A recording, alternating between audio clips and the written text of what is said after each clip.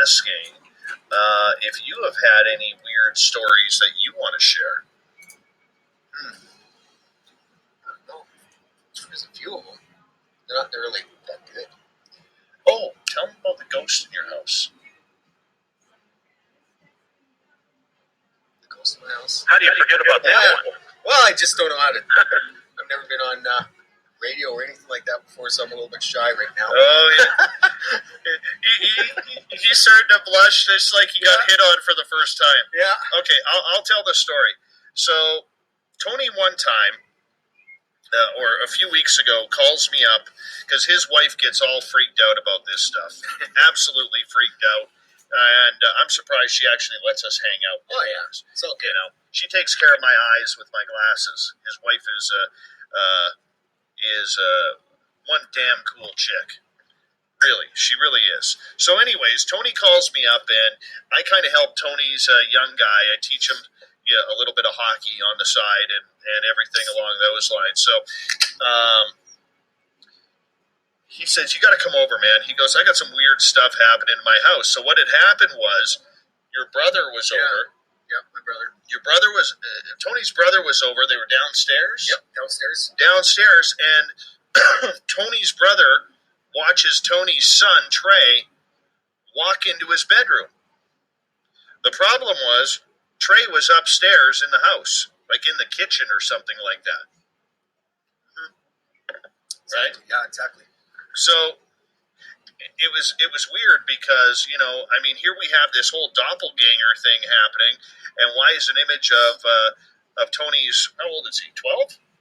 Yeah, 11, 12-year-old boy, all of a sudden walking into his bedroom when the kid is upstairs. So we did this mini investigation in Tony's house and found out that actually Tony's dad was visiting from the other side, found a cold spot in front of a bunch of old family pictures of Tony's dad and his mom, and you had smelled cologne there? Yeah, my dad's old cologne. Yeah. So everything's cool now, though. Yeah, everything's cool. Yeah, like it's really cool. Yeah, same with the bar. My dad's old bar downstairs. We're getting off of that. Yeah, it was kind of cool. Yeah, it's kind of cool. The whole doppelganger effect. I mean, could you imagine all of a sudden seeing, one of your children walk into their bedroom, but they're upstairs? That would be freaky. Dave, a while back, probably about 6-7 months ago, we were having a conversation. I think it was you and Eric, Mark and Eric Cooper, and I think a couple other people, where we were talking about what we expected the trends to be in the upcoming year or so. And nobody mentioned it, but I'm beginning to see in some of the different reports and news and different areas, the whole reporting of doppelgangers. It almost seems like they're making a little bit of a resurgence. Have you seen any of that or noticed any of that? I see a lot of people starting to talk about it again, just out of nowhere. Maybe that's the trend, because we're always talking about trends in this field. Whether it's Mandela effect, whether it's demons, whether it's, whatever the trend may be. There always is a trend in this field of research. Right now, it's aliens or UFOs and disclosure. It's so there's always seeming to be a trend, and I'm wondering if doppelgangers is going to be that next hot button item once we're done with the whole disclosure popularity, probably in about 3 or 4 months. What do you think? I think it could be. I hope we're not done with the disclosure thing in 3 or 4 months. I hope that's still moving forward. But I can see, or at least what I've seen so far, is that seems to be kind of emerging as the next trend. Could very well be. Could very well be. And it's going to be a little weird to see because I've never seen a doppelganger. I had that one experience that I told you about, and I've told our audience about, where I remember going into a dream state, and it was like I was in a different dimension, and I ran into myself.